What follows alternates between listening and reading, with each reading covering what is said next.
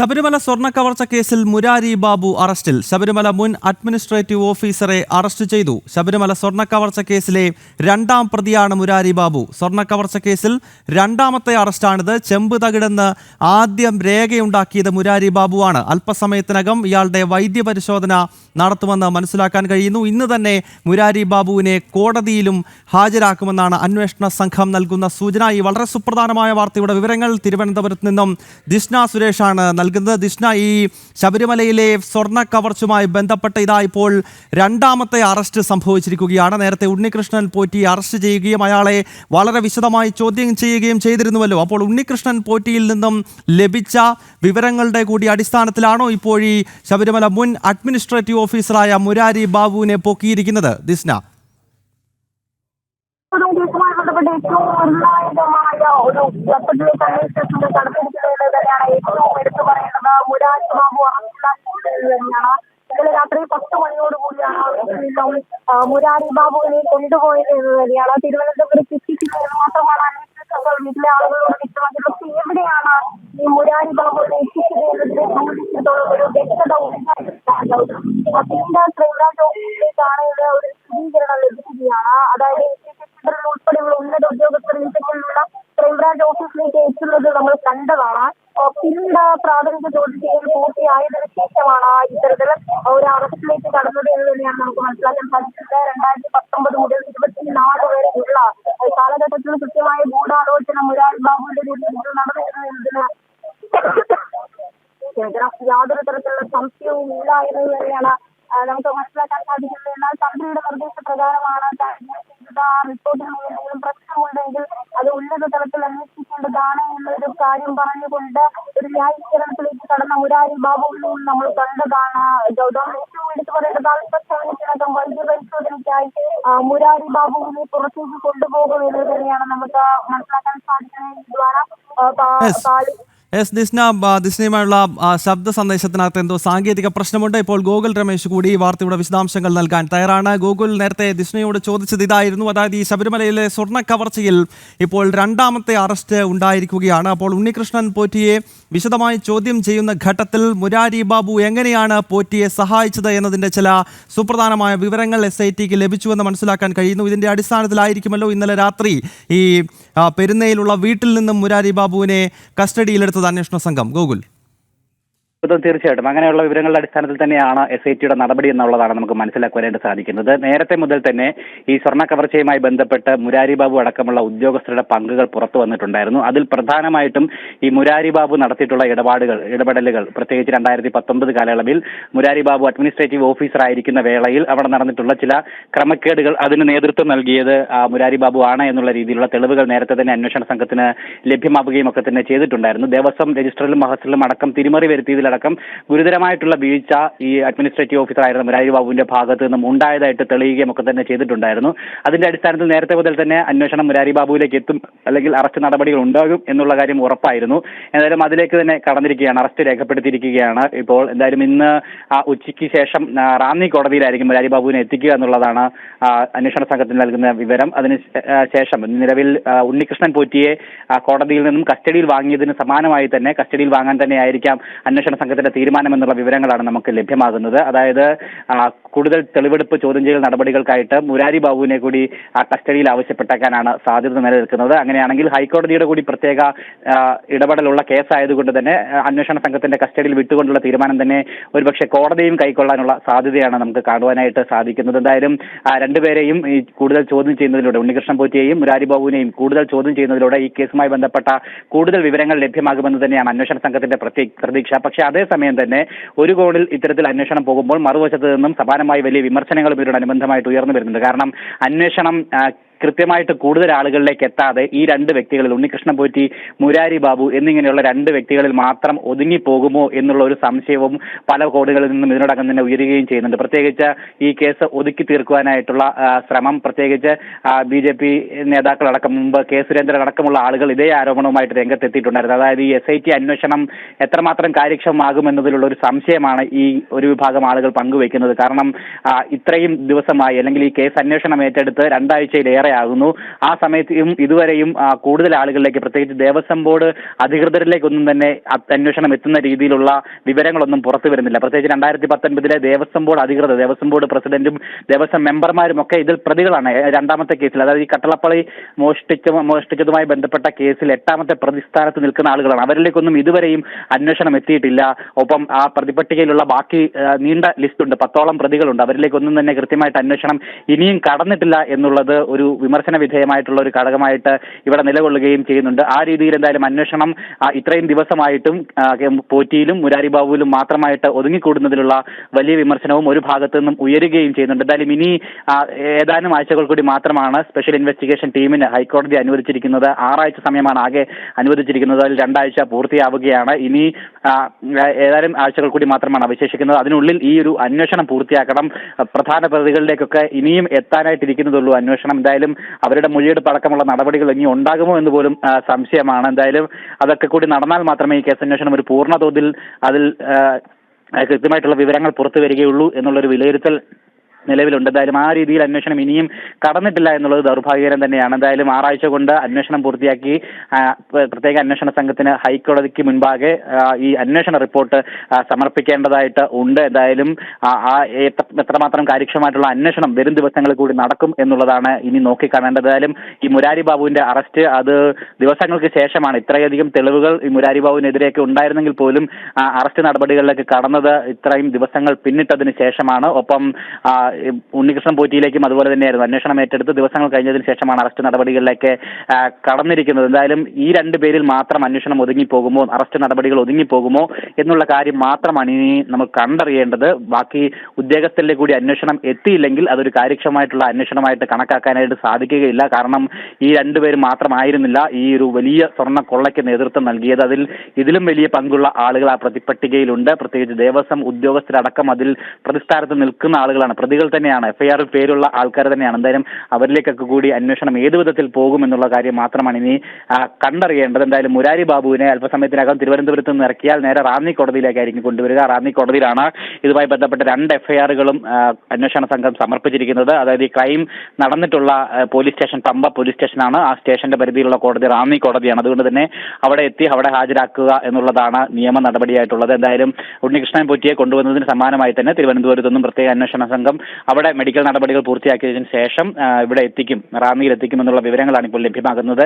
അങ്ങനെയാണെങ്കിൽ ഒരു ഉച്ചയ്ക്ക് ശേഷം റാന്നിയിലേക്ക് എത്തും എന്നുള്ളതാണ് പ്രതീക്ഷിക്കപ്പെടുന്നത്. കോടതിയിൽ ഹാജരാക്കി നേരിട്ട് തന്നെ പരമാവധി ദിവസം കസ്റ്റഡിയിൽ വാങ്ങാൻ തന്നെയായിരിക്കും അന്വേഷണ സംഘത്തിന്റെ തീരുമാനം. നിലവിൽ ഉണ്ണികൃഷ്ണൻ പോറ്റിയെ 14 ദിവസത്തേക്ക് അന്വേഷണ സംഘത്തിന്റെ കസ്റ്റഡിയിൽ വിട്ടു നൽകുകയും ചെയ്തിട്ടുണ്ടായിരുന്നു. അയാളുമായിട്ട് തെളിവെടുപ്പ് അടക്കമുള്ള കാര്യങ്ങൾ പുരോഗമിക്കുകയാണ്. എന്തായാലും 2 പ്രതികളായ സാഹചര്യത്തിൽ, അല്ലെങ്കിൽ അറസ്റ്റ് ചെയ്തിട്ടുള്ള പ്രതികൾ 2 ആയ സാഹചര്യത്തിൽ 2 പേരെയും ഒരുമിച്ചിരുത്തി ചോദ്യം ചെയ്യലും അതോടൊപ്പം തന്നെ തെളിവെടുപ്പ് നടപടികളൊക്കെ ഇനി അവശേഷിക്കുന്നുണ്ട്. വരുന്ന ദിവസങ്ങളിൽ അതൊക്കെ എത്രമാത്രം കാര്യക്ഷമമായിട്ട് നടക്കും എന്നുള്ള കാര്യമാണ് കണ്ടറിയേണ്ടത്. സന്നിധാനത്തടക്കം ഈ പ്രതികളെ എത്തിച്ചുകൊണ്ട് തെളിവെടുപ്പ് നടത്തേണ്ടതുണ്ട്. കാരണം തുടരുക ഇപ്പോൾ ദിഷ്ണ കൂടി ചേരുകയാണ്. ദിഷ്ണ, അല്പസമയം മുൻപാണല്ലോ തിരുവനന്തപുരത്ത് ഈ അറസ്റ്റ് രേഖപ്പെടുത്തുന്നത്. ഇപ്പോൾ മുരാരി ബാബുവിന്റെ വൈദ്യപരിശോധനയ്ക്കായി ഉടൻ എത്തിക്കുമെന്ന് മനസ്സിലാക്കാൻ കഴിയുന്നു. ഇന്ന് ഉച്ചയോടുകൂടി കോടതിയിലേക്ക് കൊണ്ടുപോകേണ്ടതുണ്ട്.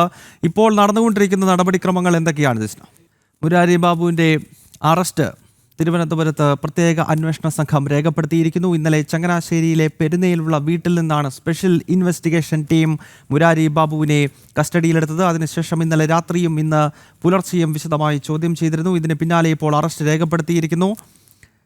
ജിഷ്ണ സുരേഷും ഗോകുൽ രമേശുമാണ് ഈ വാർത്തയുടെ വിശദാംശങ്ങൾ തത്സമയം നൽകുന്നത്. വീണ്ടും ജിഷ്ണയിലേക്ക് പോകുകയാണ്. ജിഷ്ണ, ഇന്നിപ്പോൾ വൈദ്യപരിശോധന, അതിനുശേഷം കോടതിയിൽ ഹാജരാക്കണം. അത് കഴിഞ്ഞുള്ള നടപടിക്രമങ്ങൾ എന്തൊക്കെയാകും? കാരണം ഈ അഡ്മിനിസ്ട്രേറ്റീവ് ഓഫീസറായി മുരാരി ബാബു ശബരിമലയിൽ ഇരിക്കുന്ന ഘട്ടത്തിലാണ് ഈ സ്വർണ്ണക്കടത്ത് നടത്തിയിരിക്കുന്നത്. ആ സ്വർണ്ണക്കടത്ത് മറച്ചുവെക്കാൻ വലിയ തോതിലുള്ള ശ്രമങ്ങൾ നടന്നു. രേഖയായി സ്വർണ്ണത്തെ ചെമ്പ് എന്ന് എഴുതി വെച്ചു എന്നതാണ് മുരാരി ബാബുവിനെതിരെയുള്ള ഏറ്റവും പ്രധാനപ്പെട്ട കുറ്റാരോപണം എന്നത്. അതിനാൽ എത്രത്തോളം നിർണായകമായ ഒരു നീക്കമാണ് ഈ മുരാരി ബാബുവിന്റെ അറസ്റ്റുമായി ബന്ധപ്പെട്ട് ഈ സ്വർണ്ണക്കടത്ത് കേസിൽ സംഭവിച്ചിരിക്കുന്നത്? ദിഷ്ണ,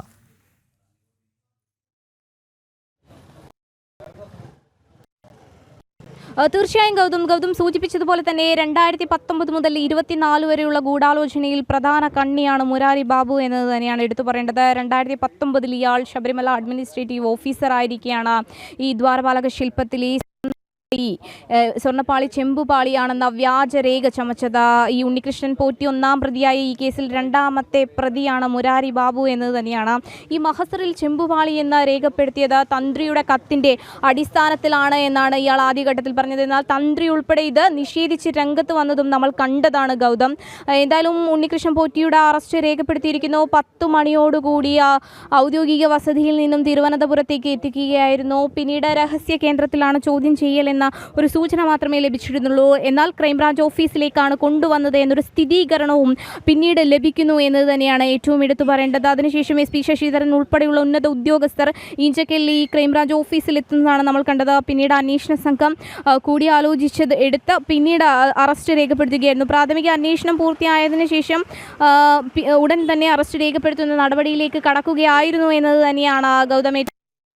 എന്തായാലും നിർണായകമായ കേസുമായി ബന്ധപ്പെട്ട് നിർണായകമായ ഒരു അറസ്റ്റാണ് ഉണ്ടായിരിക്കുന്നത്. ദേവസ്വം ബോർഡിലെ ആദ്യത്തെ ഉദ്യോഗസ്ഥൻ അറസ്റ്റിലായിരിക്കുന്നു എന്ന് തന്നെയാണ് നമുക്ക് മനസ്സിലാക്കാൻ സാധിക്കുന്നത്. എന്തായാലും ചോദ്യം ചെയ്യലിൽ ഉൾപ്പെടെ കൂടുതൽ നിർണായക വിവരങ്ങൾ SITക്ക് ലഭിച്ചു എന്നത് തന്നെയാണ് നമുക്ക് മനസ്സിലാക്കാൻ സാധിക്കുന്നത് ഗൗതം. അതോടൊപ്പം തന്നെ ഏറ്റവും എടുത്തു പറയേണ്ടത് ഈ ഉണ്ണികൃഷ്ണൻ പോറ്റിയെയും മുരാരി ബാബുവിനെയും ഒരുമിച്ചിരുത്തി ചോദ്യം ചെയ്യാൻ അന്വേഷണ സംഘം ഒരുങ്ങുന്നു എന്നത് തന്നെയാണ്. അത്തരത്തിലാണെങ്കിൽ ഈ മൊഴികളിൽ ഇരുവരും നൽകിയ മൊഴികളിലെ വൈരുദ്ധ്യങ്ങൾ ഒരിക്കലും, അതായത് നമ്മൾ ആദ്യഘട്ടം മുതൽ ഈ വാർത്ത പുറത്തുവിട്ടത് മുതൽ ആദ്യഘട്ടം മുതൽ പറയുന്നത് ഈ ഒരു ഉണ്ണികൃഷ്ണൻ പോറ്റിക്ക് ഒരു മുരാരി ബാബുവിനെ ഒറ്റയ്ക്ക് ആസൂത്രണം ചെയ്തുകൊണ്ട് ഇത്തരത്തിലൊരു സ്വർണ്ണ കവർച്ച നടത്തുവാൻ കഴിയില്ല എന്നത് കേസ് അന്വേഷണത്തിൻ്റെ ആദ്യഘട്ടം മുതൽ തന്നെ നമ്മൾ വ്യക്തമാക്കുന്ന ഒരു കാര്യമാണ്. ഉന്നത ഉദ്യോഗസ്ഥരുടെ ഇടപെടലുകൾ ഉണ്ടായിട്ടുണ്ട് എന്നത് തന്നെയാണ്. പിന്നീട് ഉയർന്നു വരുന്ന പേരുകൾ സ്മാർട്ട് ക്രിയേഷൻസും മന്ത്രയും എന്നീ 2 സ്ഥാപനങ്ങളിലേക്ക് അന്വേഷണം ഉയരുന്നു എന്നത് തന്നെയാണ്. സ്മാർട്ട് ക്രിയേഷൻസിൻ്റെയും മന്ത്രയുടെയും ഉടമസ്ഥൻ ഒരാളാണെന്ന് സ്ഥിരീകരണം വരുന്നു. പങ്കജ് ഭണ്ഡാരി, അതോടൊപ്പം തന്നെ അനന്ത് സുബ്രഹ്മണ്യൻ, നാഗേഷ് തുടങ്ങിയ സുഹൃത്ത് വലയങ്ങളിലേക്കും ഈ അന്വേഷണം കടക്കുന്ന ഒരു സാഹചര്യം ഉണ്ടായിരുന്നു എന്ന് തന്നെയാണ് നിലവിൽ നമുക്ക് മനസ്സിലാക്കാൻ സാധിക്കുന്നത്. എന്തായാലും നിലവിൽ ഉണ്ണികൃഷ്ണൻ പോറ്റിയെയും മുരാരി ബാബുവിനെയും ഒരുമിച്ചിരുത്തി ചോദ്യം ചെയ്യുന്നതോടൊപ്പം കൂടുതൽ നിർണായക വിവരങ്ങൾ ലഭിക്കുമെന്ന് തന്നെയാണ് മനസ്സിലാക്കാൻ സാധിക്കുന്നത്. പ്രാഥമിക ചോദ്യം ചെയ്യൽ പൂർത്തിയാക്കിയതിനു ശേഷം മുരാരി ബാബുവിൻ്റെ അറസ്റ്റ് രേഖപ്പെടുത്തിയിരിക്കുന്നു. ഉടനടി വൈദ്യപരിശോധനയ്ക്കായി മുരാരി ബാബുവിനെ പുറത്തേക്ക് ഇറക്കുമെന്ന് തന്നെയാണ് അറിയാൻ സാധിച്ചിരിക്കുന്നത്. നടപടികളൊക്കെ പൂർത്തിയാക്കിയതിനു ശേഷം റാന്നി കോടതിയിൽ എത്തിക്കുമെന്ന് തന്നെയാണ് നിലവിൽ നമുക്ക് ലഭ്യമാകുന്ന വിവരം ഗൗതം. ദിസ്ന, ഞാൻ മടങ്ങിയെത്താം. ഗൂഗിൾ തുടരുന്നുണ്ട് എന്ന് പ്രതീക്ഷിക്കുന്നു. ഗൂഗിൾ ഈ കഴിഞ്ഞ ദിവസം കേരള ഹൈക്കോടതിയുടെ ഭാഗത്ത് നിന്നുണ്ടായിട്ടുള്ള ചില വളരെ സുപ്രധാനമായ നിരീക്ഷണങ്ങൾ ഉണ്ടായിരുന്നു. അതായത് ശബരിമലയിലെ സ്വർണ്ണക്കടത്ത് എന്ന് പറയുന്നത് അത് ഏതെങ്കിലും ദേവസ്വം ബോർഡിൻ്റെ താഴെത്തട്ടിലുള്ള ഉദ്യോഗസ്ഥർ മാത്രം നടത്തിയതല്ല, മറിച്ച് ഇപ്പോഴത്തെ ബോർഡ് അംഗങ്ങൾ, ഇപ്പോഴത്തെ ദേവസ്വം ബോർഡിന് ഇവർക്കെല്ലാം ഇതിൽ അറിവുണ്ട് എന്ന് കൃത്യമായ രീതിയിലുള്ള നിരീക്ഷണം കേരള ഹൈക്കോടതിയുടെ ഭാഗത്ത് നിന്നുണ്ടാവുകയാണ്. അതിനാൽ ദേവസ്വം ബോർഡിലെ വമ്പൻ സ്രാവുകൾ ഉൾപ്പെടെ ഈ സ്വർണ്ണക്കടത്തുമായി ബന്ധപ്പെട്ട് അതിൻ്റെ ഭാഗമായിരുന്നു എന്ന നിരീക്ഷണം കോടതിയുടെ ഭാഗത്ത് നിന്നുണ്ടാകുന്നു. അതിന് ഏതാനും മണിക്കൂറുകൾക്കകമാണല്ലോ ഈ മുരാരി ബാബു ഉൾപ്പെടെയുള്ളവർ അറസ്റ്റിലാകുന്നത്.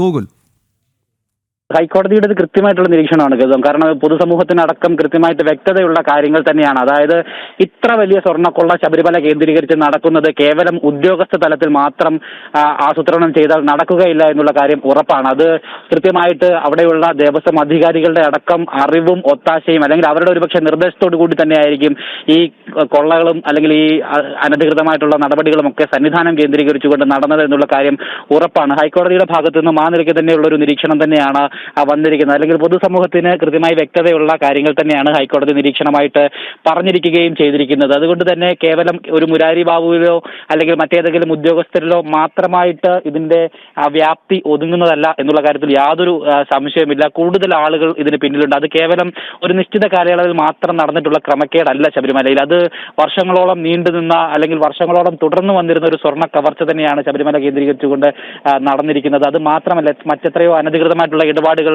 നടപടികളൊക്കെ ശബരിമലയിലെ കാര്യങ്ങൾ കേന്ദ്രീകരിച്ചുകൊണ്ട് നടന്നിരിക്കുന്നു എന്നുള്ള കാര്യം വ്യക്തമാണ്. ഇപ്പോൾ അടക്കം അല്ലെങ്കിൽ ഏറ്റവും അടുത്ത അടക്കം ഈ നിലവിലുള്ള ഭരണസമിതി അടക്കം അതുമായി ബന്ധപ്പെട്ട ക്രമക്കേടുകൾ നടത്തി വന്നിരുന്ന ക്രമക്കേടുകളെ സംബന്ധിച്ചിട്ടുള്ള വാർത്തകളൊക്കെ കഴിഞ്ഞ ദിവസങ്ങളിലൊക്കെ നമ്മൾ നൽകി വന്നിരുന്നതുമാണ്. എന്തായാലും ഈ മുരാരി ബാബു എന്നുള്ള ഉദ്യോഗസ്ഥനെ മാത്രം കേന്ദ്രീകരിച്ചുകൊണ്ട് ആ ഉദ്യോഗസ്ഥന്റെ തലയിൽ എല്ലാം കെട്ടിവെച്ചുകൊണ്ട് അന്വേഷണം അവസാനിപ്പിക്കാം എന്നുള്ളൊരു നിലപാടാണ് അന്വേഷണ സംഘം സ്വീകരിക്കുന്നതെങ്കിൽ അത് വലിയ തെറ്റായി തന്നെ തന്നെ വ്യാഖ്യാനിക്കപ്പെടുമെന്നുള്ള കാര്യത്തിൽ യാതൊരു സംശയമില്ല. കാരണം അന്വേഷണം നീളേണ്ടത് അത്യാവശ്യമാണ്. കൂടുതൽ ആളുകളിലേക്ക് തന്നെ അന്വേഷണം എത്തണം. അതിൽ ആളുകളുടെ പങ്കടക്കം കൃത്യമായിട്ട് വ്യക്തമാണ് എന്നുള്ള കാര്യം പൊതുസമൂഹത്തിന് മുന്നിൽ തന്നെ നിലനിൽക്കുകയാണ്.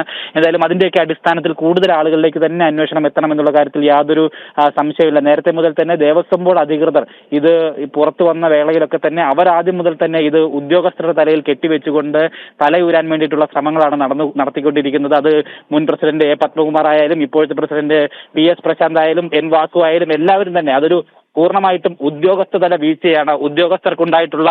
അത് തന്നെയാണ് ഗോകുൽ, ഞാൻ മടങ്ങിയെത്താം. ഇപ്പോൾ പ്രജിത് മോഹൻ കൂടി ഈ വിഷയത്തിൽ അപ്ഡേറ്റ്സ് നൽകുവാനായി തിരുവനന്തപുരത്ത് നിന്നും ചേരുകയാണ്. പ്രജിത്ത്, ഈ സ്വർണ്ണ കവർച്ചയുമായി ബന്ധപ്പെട്ട വാർത്തകൾ ആദ്യഘട്ടത്തിൽ നമ്മൾ പുറത്തേക്ക് കൊണ്ടുവരുമ്പോൾ അന്ന് ദേവസ്വം ബോർഡിൻ്റെയും മറ്റും നീക്കം എന്നത് ഇത് കേവലം ഒരു ഉണ്ണികൃഷ്ണൻ പോറ്റി എന്ന വ്യക്തിയെ വട്ടത്തിലിട്ടുകൊണ്ട് വട്ടം വരച്ചുകൊണ്ട് ഇതിൻ്റെ അന്വേഷണം ഒരേ ഒരു സ്ഥലത്തേക്ക് മാത്രം കേന്ദ്രീകരിക്കുവാനുള്ള ശ്രമമാണ് അന്നുണ്ടായത്. ഒരുപക്ഷെ കേരളത്തിലെ മറ്റ് മാധ്യമങ്ങളും അന്ന് ഉണ്ണികൃഷ്ണൻ പോറ്റിയുടെ പിന്നാലെ മാത്രം ഓടുകയായിരുന്നു. എന്നാൽ ഇപ്പോഴങ്ങനെയല്ല. ഇതാ നോക്കൂ, കേരള ഹൈക്കോടതിയുടെ സുപ്രധാനമായ ഇടപെടൽ ഉണ്ടായിരിക്കുന്നു. ഇപ്പോഴത്തെ ദേവസ്വം ബോർഡിന് പോലും ഈ സ്വർണ്ണ കവർച്ചയിൽ നിന്നും കൈ കഴുകാൻ പറ്റില്ല എന്ന കൃത്യമായ നിരീക്ഷണം കോടതിയുടെ ഭാഗത്ത് നിന്നുണ്ടാകുന്നു. അതിന് പിന്നാലെ ഇപ്പോൾ മുൻ അഡ്മിനിസ്ട്രേറ്റീവ് ഓഫീസറുടെ അറസ്റ്റ് രേഖപ്പെടുത്തുന്നു. അപ്പോൾ വമ്പൻ സ്രാവുകൾ കുടുങ്ങും എന്ന സന്ദേശം തന്നെയല്ലേ ഇപ്പോൾ ലഭിക്കുന്നത് പ്രജിത്ത്? ഈ മുരാരി ബാബുവിന്റെ അറസ്റ്റിലൂടെ ഒരു പ്രധാനപ്പെട്ട കാര്യം എന്ന് പറയുന്നത്, ഒന്ന്, ഉണ്ണികൃഷ്ണൻ പോറ്റി ദേവസ്വം ബോർഡിന് എപ്പോഴും പുറത്തു നിൽക്കുന്ന ഒരാളാണ്. ഒരു ദേവസ്വം ബോർഡിന്റെ രണ്ടാമത്തെ അറസ്റ്റ് എന്ന് പറയുന്നത് ദേവസ്വം ബോർഡിലെ ഒരു പ്രധാനപ്പെട്ട ഉദ്യോഗസ്ഥൻ, ഇപ്പോൾ സസ്പെൻഷനാണെങ്കിലും നിലവിൽ സർവീസിലുള്ള ഒരു ഉദ്യോഗസ്ഥൻ എന്ന നിലയിൽ കൂടിയാണ് മുരാരി ബാബുവിന്റെ അറസ്റ്റിന്റെ ഒരു പ്രത്യേകതയുള്ളത്. അതോടൊപ്പം തന്നെ 2019 മുതൽ 2025 വരെ ഈ രണ്ട് തവണ, ഒന്ന് സ്വർണ്ണ കവർച്ച നടക്കുമ്പോഴും സ്വർണ്ണ കവർച്ച മറയ്ക്കാനുള്ള ശ്രമങ്ങളും ഒക്കെ നടക്കുമ്പോഴും എല്ലാം നിർണായക സ്ഥാനങ്ങളിൽ തുടർന്ന ഒരു ഉദ്യോഗസ്ഥനാണ്. അതിനുശേഷമാണ് അദ്ദേഹം ആലപ്പുഴ ദേവസ്വത്തിന്റെ ആലപ്പുഴ ഡെപ്യൂട്ടി ദേവസ്വം കമ്മീഷണറായി പോകുന്നതും. അതുവരെ അദ്ദേഹം ശബരിമലയുമായി ബന്ധപ്പെട്ട തിരുവിതാംകൂർ ദേവസ്വവുമായി ബന്ധപ്പെട്ട നിർണായക ചുമതലകൾ ഉണ്ടായിരുന്ന ഒരാൾ കൂടിയാണ്. ഇനി ഇതിന്റെ ഏറ്റവും പ്രധാനപ്പെട്ട ഒരു കാര്യം, 2019 ഈ സ്വർണ്ണപ്പാളികൾ ഉണ്ണികൃഷ്ണൻ പോറ്റിക്ക് കൊടുത്തുവിടാനുള്ള നീക്കങ്ങൾ ആരംഭിക്കുന്നത്, അതിന്റെ ഈ ഒരു ഫയൽ ട്രയൽ ആരംഭിക്കുന്നത് ഈ മുരാരി ബാബുവാണ്. പ്രത്യേകിച്ച് സ്വർണ്ണപ്പാളികൾ ചെമ്പാക്കി മാറ്റുന്നത് ആദ്യമായി അങ്ങനെ ഒരു രേഖയുണ്ടാക്കുന്നത് ഈ മുരാരി ബാബുവാണ്.